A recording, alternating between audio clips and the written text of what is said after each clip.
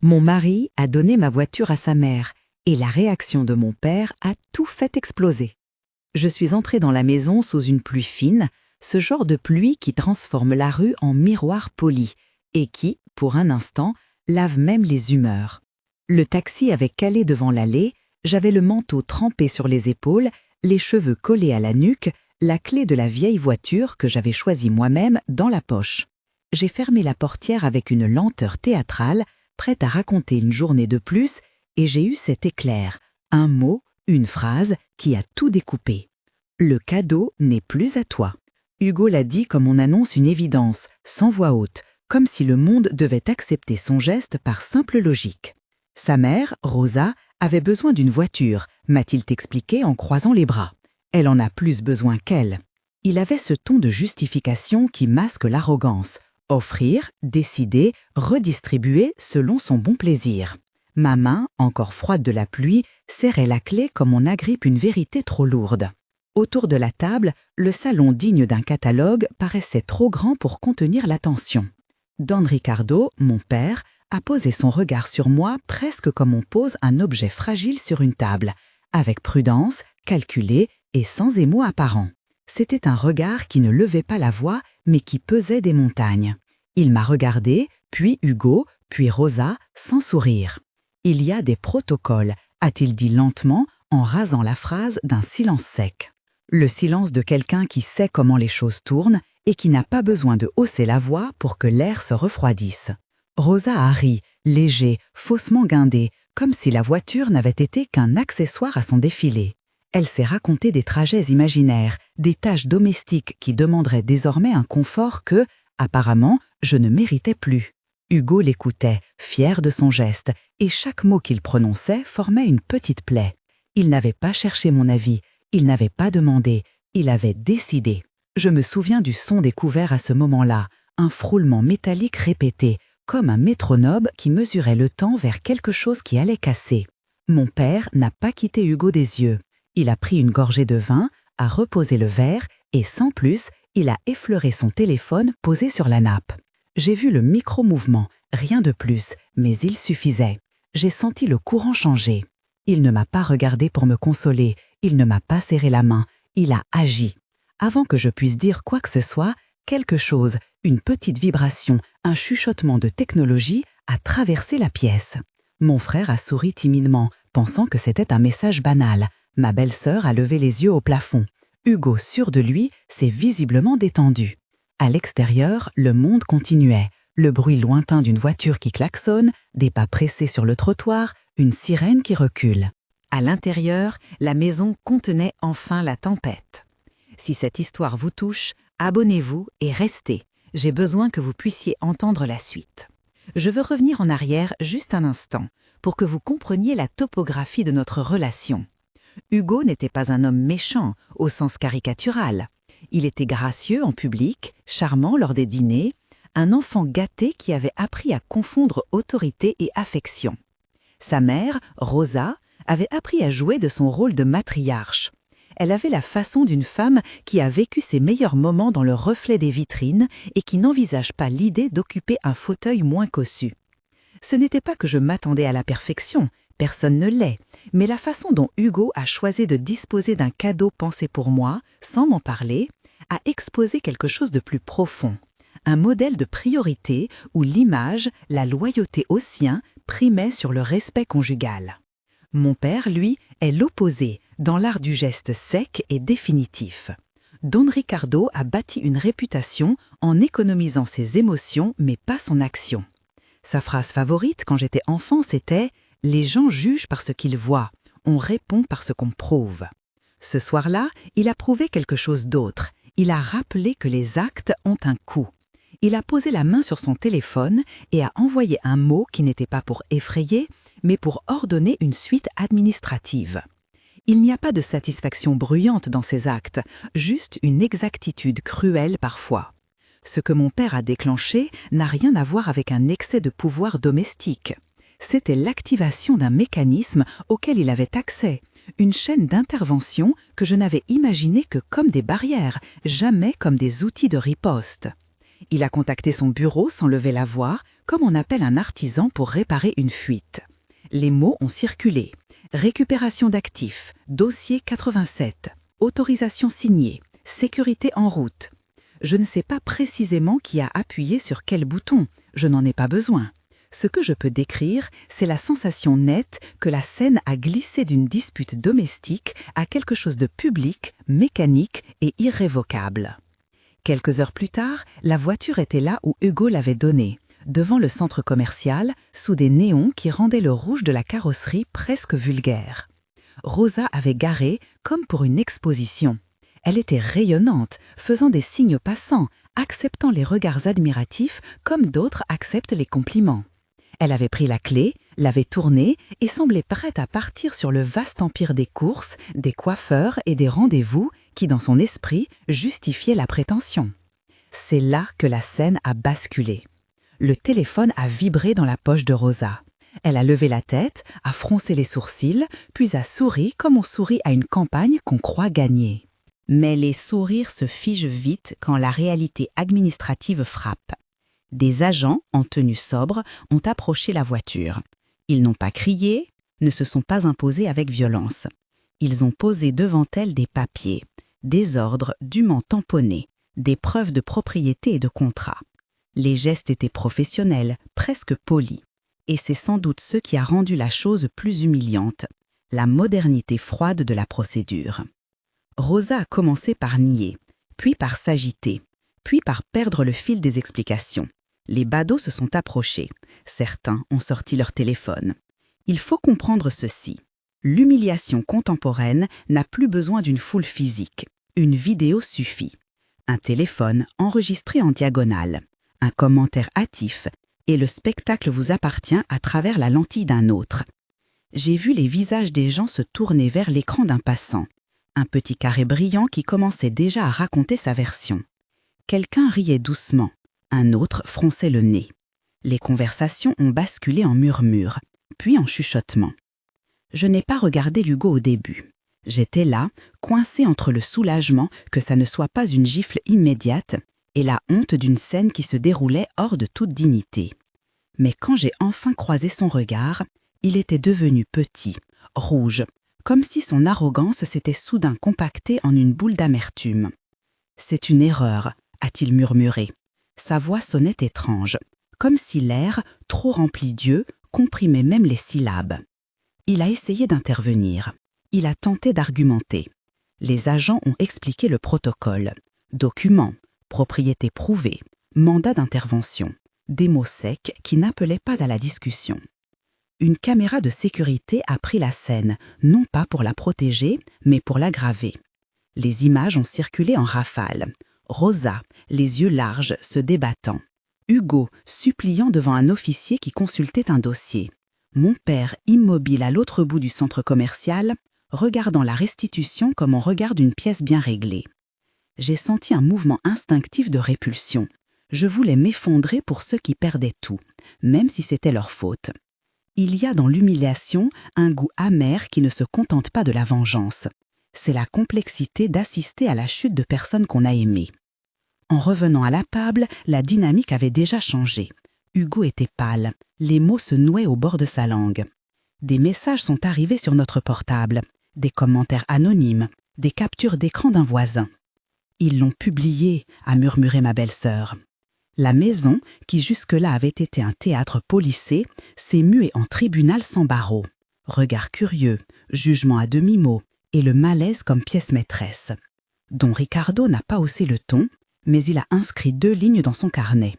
Une décision administrative et la fin des avantages. À compter d'aujourd'hui, nous mettons fin à tout soutien direct, a-t-il dit, d'une voix calme, presque douce. Les mots tombaient comme des statues qu'on décapite. Carte bancaire désactivée, accès aux comptes professionnels suspendus, voiture retirée, un menu de sanctions administratives. Hugo a essayé de protester, a parlé de loyauté filiale, de justice, de droit, mais mes oreilles n'entendaient plus qu'un bourdonnement. Ma chair se souvint d'un moment plus jeune où mon père me disait que l'on voit qui vous êtes par la façon dont vous traitez les autres quand personne ne regarde. Ce soir, il regardait et il agissait. Il y a eu un point dans la conversation où la colère d'Hugo a franchi la ligne.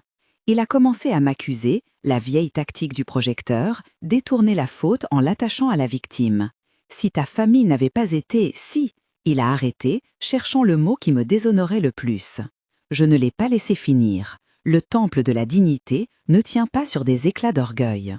Je me suis levée, j'ai posé ma main sur la table et j'ai dit « Ne transforme pas ma présence en justification ». Le mot a été prononcé simplement, sans haine, mais avec la distance d'une personne qui refuse d'être récupérée comme accessoire. Et puis, la maison a connu ce moment que l'on n'oublie pas, la mise à la porte en bonne et due forme. Mon père a demandé à notre responsable administratif d'envoyer la lettre de licenciement que nous avions tous redoutée. Ce n'était pas seulement un renvoi professionnel, c'était la rupture d'un fil plus large. Avantages supprimés, accès à un domicile d'entreprise fermé et la fin des facilités qui avaient jusqu'ici permis à Hugo de vivre en dehors des conséquences. Il a rassemblé ses affaires dans un sac en toile, les gestes raides, et il est parti. Pas de tumulte, pas de hurlements, juste une porte qui claque comme un rideau qui tombe sur une pièce mal jouée. Je ne peux pas dépeindre cela comme une victoire joyeuse. Quand un être chute, même s'il l'a mérité, il reste un être. La misère qui s'installe a les mêmes contours qu'une maladie.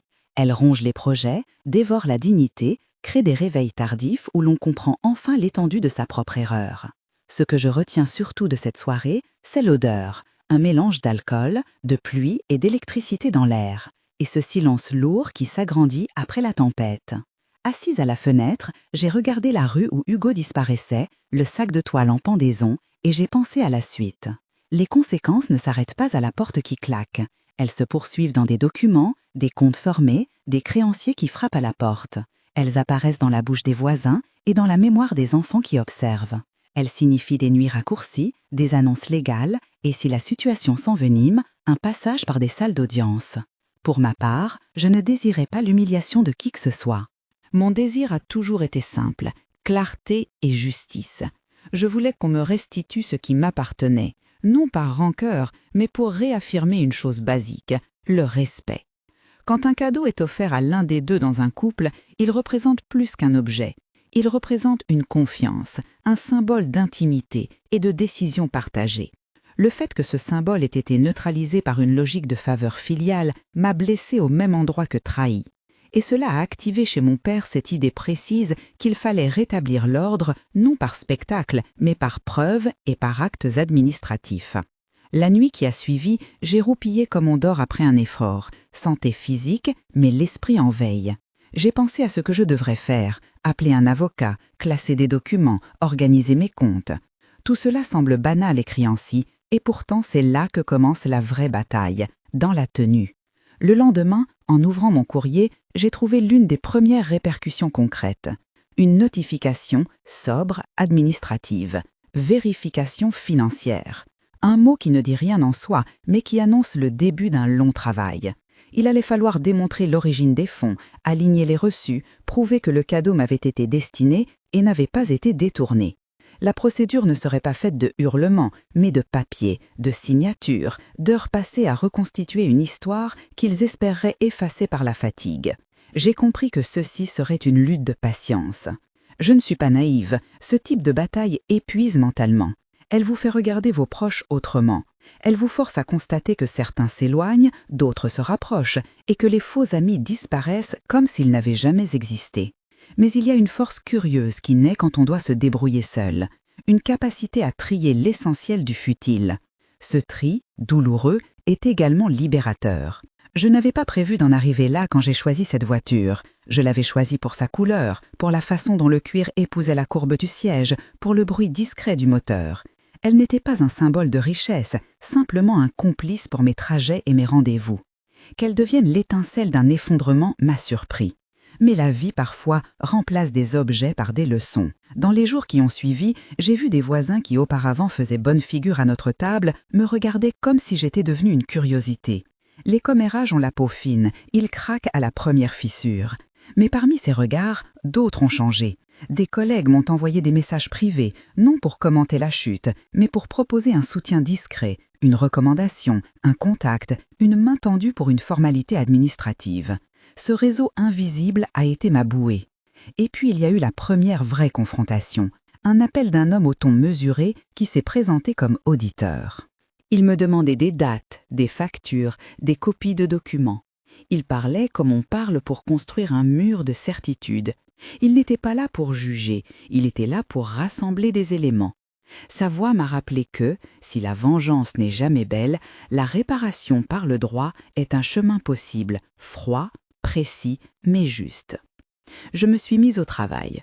J'ai classé les papiers, récupéré les preuves d'achat, retrouvé des messages, des photos, tout ce qui pouvait reconstituer le fil. Ce fut long, fastidieux, mais étrangement libérateur. Chaque document posé sur la table était un pas vers la reconstitution de ce qui m'appartenait. C'était, à sa manière, une petite revanche, la vérité écrite et ordonnée face au chaos des mensonges. Pourtant, malgré cette intense activité, je savais que le pire n'était pas l'administratif. Le pire restait cette blessure intime. Comment poursuivre une vie quand la personne qui devait être votre partenaire a choisi, en secret, de vous priver d'un symbole de votre liberté ? Comment retrouver la confiance quand les décisions qui vous concernent peuvent être prises sans vous ? Ces questions ont moins de réponses légales que de réponses intérieures, et c'est là que s'est posé le vrai travail. Un soir, alors que je détricotais les éléments d'un contrat, Hugo est revenu. Sa figure était amaigrie, son regard oscillant entre honte et colère. Il est entré comme un homme qui cherche une pièce manquante dans un puzzle. Il n'a pas frappé, il s'est présenté devant moi, sans défense et sans stratégie. Il a demandé pardon d'une manière qui semblait sincère, pas de larmes performatives, juste une confession usée. Je l'ai écouté parce que malgré tout, il avait été mon mari. J'ai entendu les mêmes mots qu'autrefois. Je ne pensais pas, je croyais bien faire.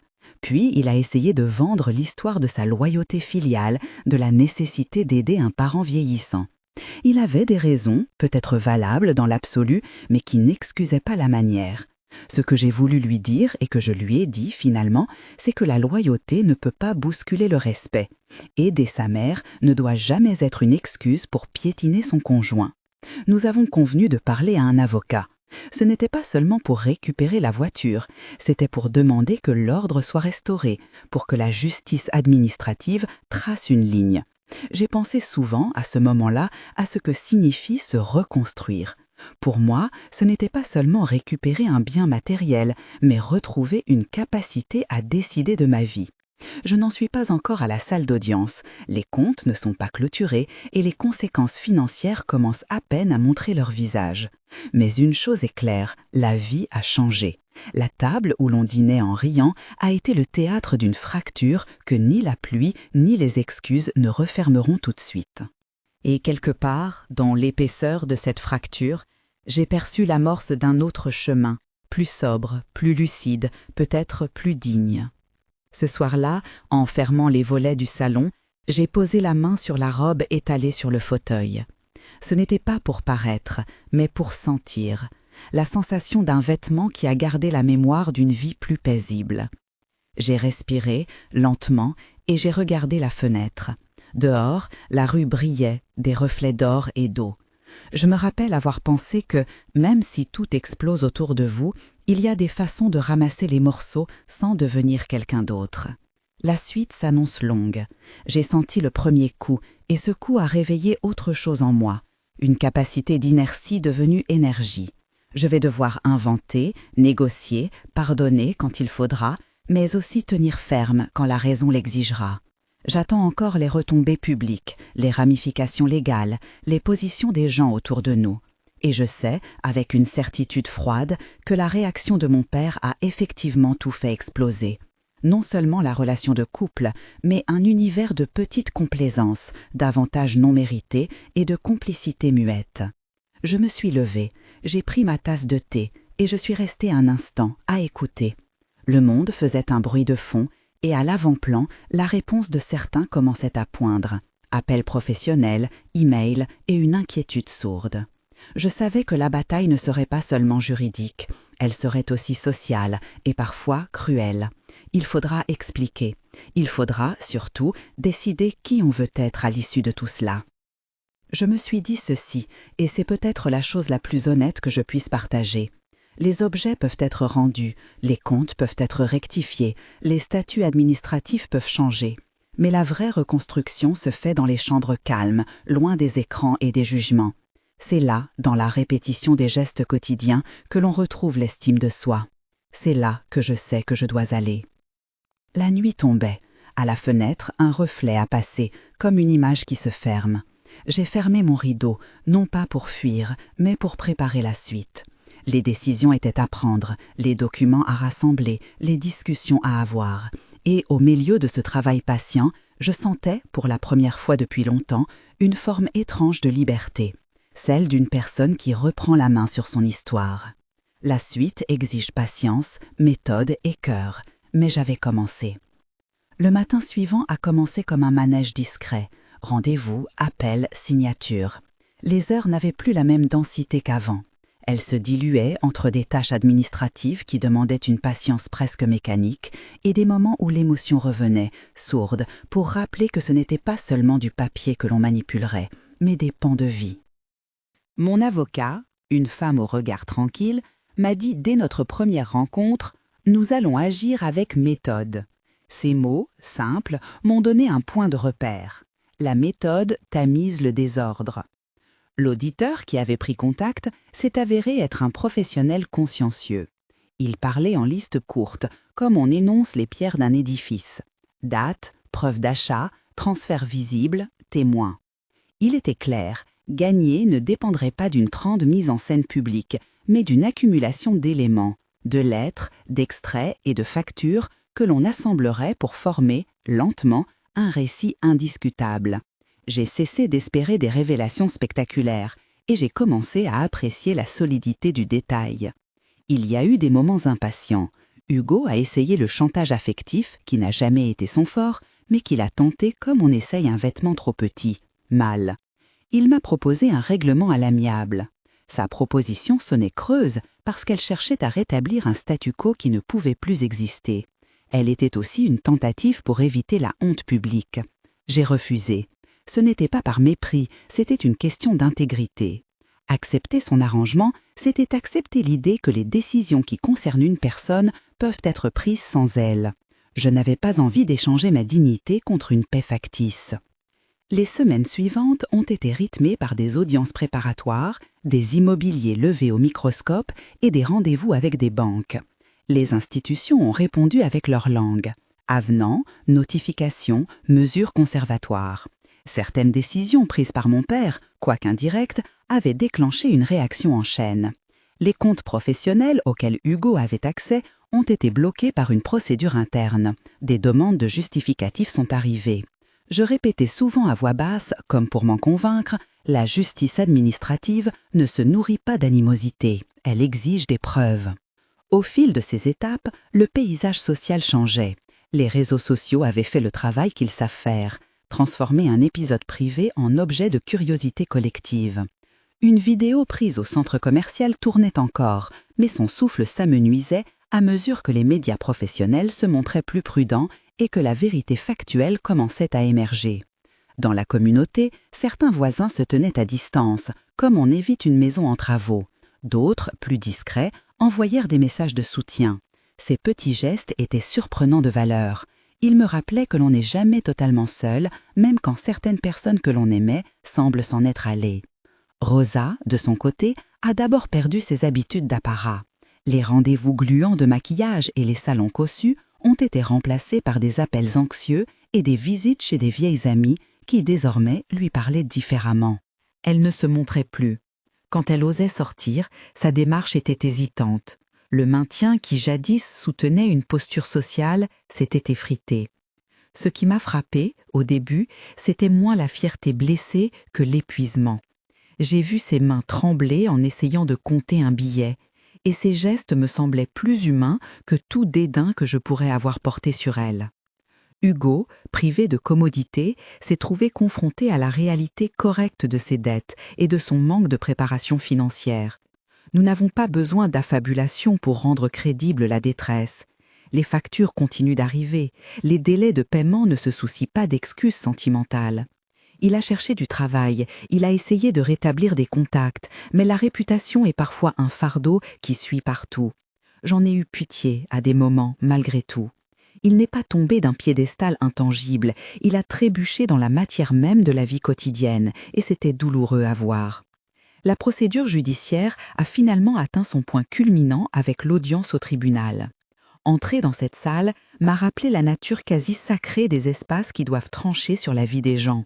Ce n'était pas une arène, mais un lieu où l'on comparait des documents, où l'on mettait face à face les récits et les preuves. Le juge était une personne d'âge moyen, au visage fermé, mais pas cruel. Nous n'avions pas de scène télévisuelle à jouer. Il fallait simplement exposer une série d'éléments et laisser la loi faire son travail. L'auditeur a présenté son rapport avec la précision d'un artisan. Il a montré comment la voiture, achetée avec des justificatifs et un transfert émis pour moi, avait été utilisée par la mère de mon mari sans motif légal ni accord.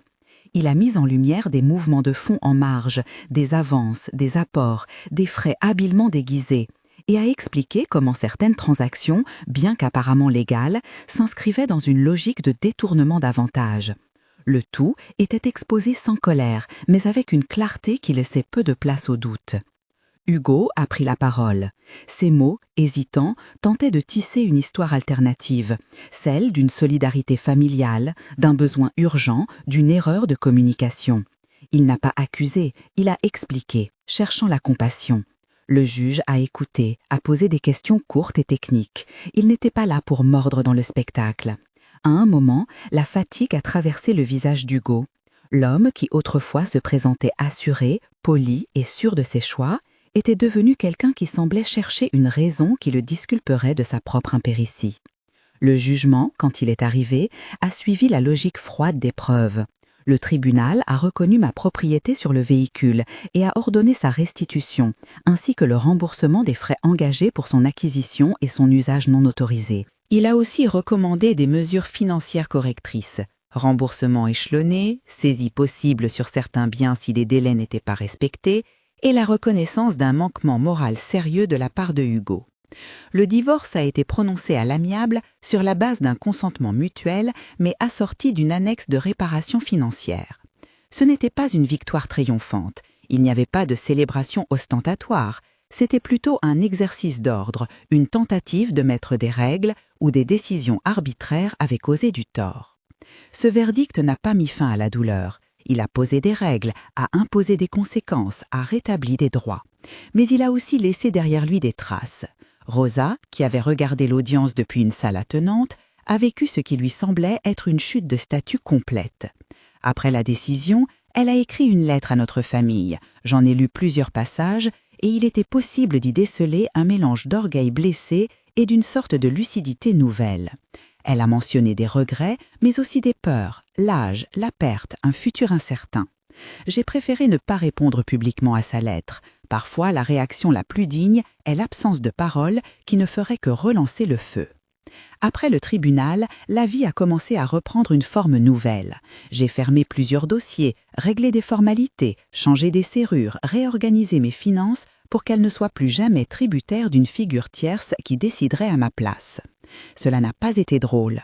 Les nuits étaient dures. Il y avait des moments où je me réveillais en sursaut pour revivre le centre commercial, la restitution, le regard des passants. Mais ces épisodes se faisaient moins fréquents et à la place, des petites victoires se répétaient. Un dossier classé, un chèque encaissé, un client qui me remerciait pour une consultation. Ces maigres triomphes possédaient chacun une valeur réparatrice. Je ne veux pas qu'on pense que la reconstruction a été un chemin linéaire de succès. Au contraire, il y a eu des mois d'instabilité, de discussions financières, de sobriété imposée. Les biens que nous possédions ont été examinés, parfois vendus pour régler des dettes légitimes, parfois conservés mais sous supervision.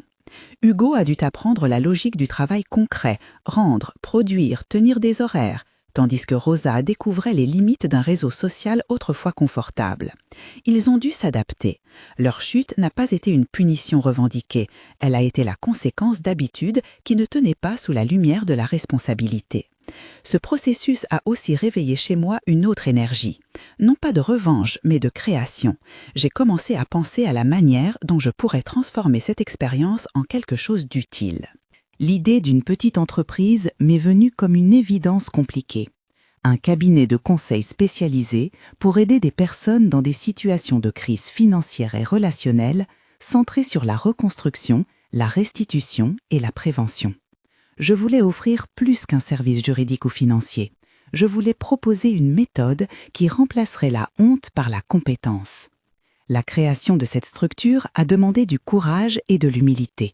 J'ai repris des cours, consulté des experts, tissé un réseau. J'ai embauché 2 personnes, une comptable intelligente et discrète et une ancienne collègue qui avait, elle aussi, traversé un divorce et qui apportait une expérience humaine précieuse. Ensemble, nous avons bâti quelque chose de modeste mais solide. Les premiers clients n'étaient pas des familles riches en crise de réputation. C'étaient des voisins, des connaissances, des personnes anonymes qui avaient besoin d'aide pour recouvrir un équilibre matériel et psychologique.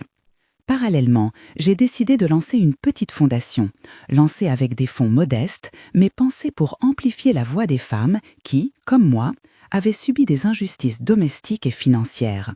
Je voulais que cette structure apporte un appui concret, conseils, microcrédits, formation. Ce n'était pas un geste ostentatoire, c'était une réponse à une observation simple. Beaucoup de gens ne savent pas où frapper quand leur dignité est piétinée. Donner une porte, même petite, me semblait essentiel. Tout ceci s'est construit dans un quotidien de travail, de paperasse, d'assemblage de budget. Mon énergie a trouvé une direction nouvelle. J'ai senti ma colère se transformer en productivité. Je n'ai pas régressé vers la vengeance, je l'ai canalisée vers la création. Mes journées de détresse se sont peu à peu espacées. Je commençais à sourire sans culpabilité. Pourtant, la vie ne se débarrasse pas du passé en un claquement. Un soir, alors que mon entreprise commençait à trouver ses marques, j'ai croisé par hasard Hugo et Rosa. C'était devant le petit café où je laissais parfois des papiers pour prendre l'air. Ils se tenaient en retrait, l'air fatigué, comme 2 personnes qui avaient cherché un refuge dans l'anonymat de la ville. Hugo m'a reconnu. Il est venu, très lentement, et s'est arrêté à 1 pas de moi. Ses yeux n'avaient plus l'assurance d'autrefois. Il cherchait quelque chose que l'on n'achète pas avec une carte bancaire, le pardon. Nous avons parlé. La conversation n'était pas dramatique, elle était curieusement douce. Hugo m'a dit qu'il avait honte, qu'il comprenait maintenant la portée de ses actes et qu'il aimerait, si possible, ne pas être un fardeau pour personne. Rosa était restée silencieuse, comme absorbant chaque mot. Et j'ai vu en elle une fatigue plus ancienne, celle qui vient quand les miroirs ne renvoient plus ce que l'on espérait. Je ne pouvais effacer ce qui avait été fait, mais je pouvais, en tant que personne, écouter une confession sincère. Nous ne sommes pas de pierre, la pitié n'est pas un renoncement, c'est une reconnaissance de l'humanité commune.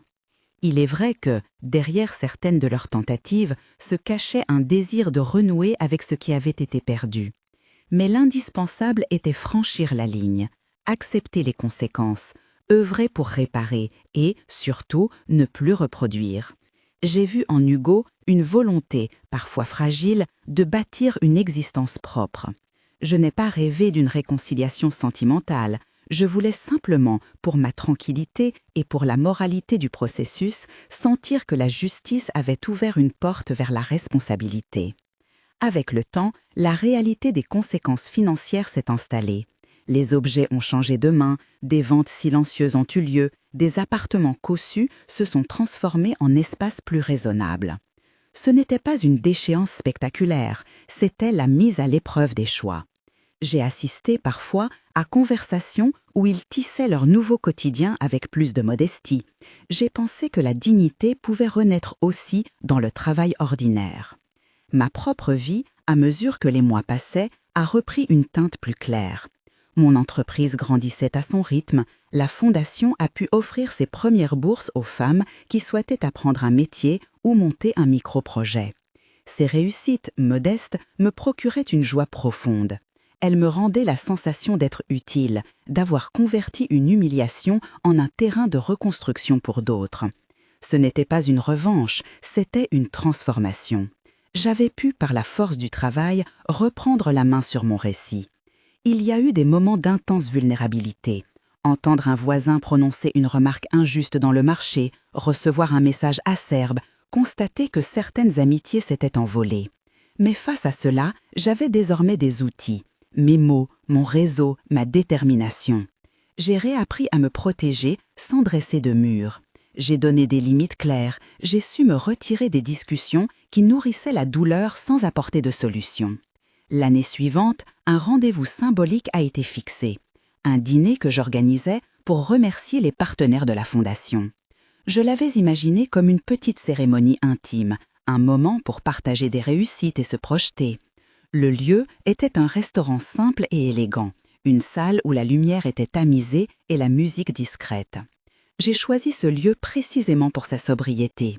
Ce soir-là, les tables étaient parées, les couverts alignés. J'avais invité peu de personnes, celles qui silencieusement avaient été présentes. Lorsque je suis arrivée, j'ai trouvé ma table prête. La salle avait ce mélange de bruits feutrés et de voix lointaines qui remplit sans écraser. J'ai regardé autour de moi. Des femmes de la Fondation, des amis, ma comptable, quelques clients. J'ai senti une paix douce, la trace d'un travail bien fait. Je me suis placée à la tête de la table, sans ostentation, et le dîner a commencé dans une atmosphère chaleureuse. À un moment, j'ai aperçu à travers la baie vitrée une silhouette familière sur le trottoir. C'était Hugo, accompagné de Rosa. Ils étaient arrêtés devant la vitrine, regardant l'intérieur comme on regarde un souvenir. Il y a eu un instant où j'ai senti une pression, comme un souffle. Plusieurs personnes ont remarqué leur présence. Certains ont tourné la tête, d'autres ont continué à parler. J'ai eu le choix d'agir de manière théâtrale ou de rester fidèle à ce que j'avais construit, la dignité tranquille. Je me suis levée lentement, j'ai marché vers la fenêtre et, du trottoir, Hugo m'a regardé. Il n'y avait pas de mots à échanger. Nous avons eu un échange muet, un signe, peut-être une reconnaissance de distance. Je lui ai fait un geste bref, sans ironie ni chaleur, et je suis retournée à ma table. Les conversations ont repris, la salle a repris sa respiration. Le rideau s'est refermé sur cette manche du passé d'une façon presque symbolique. À la fin du repas, alors que les derniers plats étaient emportés, j'ai regardé l'extérieur. Hugo et Rosa ne s'en allaient pas. Ils restaient, peut-être pour se rassurer qu'ils n'étaient plus invités dans ce chapitre. C'était juste la vie qui suivait son cours, avec ses rencontres imprévues et ses 1000 petites épreuves. Avant que la soirée ne se termine, je me suis levée pour dire quelques mots. Je n'avais préparé ni discours ni formule grandiose. J'ai simplement parlé de gratitude et d'importance du respect, ce mot simple qui avait été le nœud de tout. J'ai évoqué la force de reprendre sa vie en main, la beauté du travail lent et l'importance de tendre la main quand on le peut. Mes mots ont été accueillis par des regards attentifs. Aucun triomphe n'y figurait, seulement la conviction que l'on peut transformer des erreurs en leçons sans pour autant effacer leurs conséquences. À la sortie, la nuit avait étendu son voile, la rue était réveillée, les éclairages formaient des halos sur les pavés. Hugo et Rosa étaient toujours là, assis sur un banc en silence. Je me suis approchée une dernière fois. Il y eut un échange court où nous avons convenu, amicalement et sans complaisance, des nouvelles modalités de nos vies séparées. Ils n'étaient plus les personnages d'une comédie sociale, ils étaient deux personnes confrontées au résultat de leur choix. Je leur ai souhaité, sobrement, de trouver un chemin qui les rende meilleurs. Puis, je suis entrée dans le restaurant à nouveau et j'ai fermé un rideau derrière moi. Pas au sens littéral, mais comme un geste symbolique. La fenêtre reflétait ma silhouette et dans ce reflet, j'ai vu une femme plus calme que celle qui était revenue trempée de pluie quelques mois plus tôt. J'ai ressenti une paix contenue, non pas l'absence de douleur, mais la présence d'une voix choisie. Il me reste des tâches non accomplies. Il y aura toujours des jours où la mémoire pique. Mais aujourd'hui, je peux dire que j'ai transformé l'humiliation et la trahison en un impulse qui m'a poussé à redéfinir ma vie professionnelle et personnelle. J'ai appris la valeur de poser des limites, de demander réparation quand c'est nécessaire et de bâtir quelque chose qui dépasse la simple restitution. Ma reconstruction n'est pas la revanche, c'est la réparation, le soin et la réinvention. Si cette histoire vous a touché, partagez-la avec quelqu'un qui pourrait en tirer de la force. Et n'oubliez pas de découvrir la playlist consacrée au récit de reconstruction. Il y a de la force dans la manière dont chacun reprend sa vie.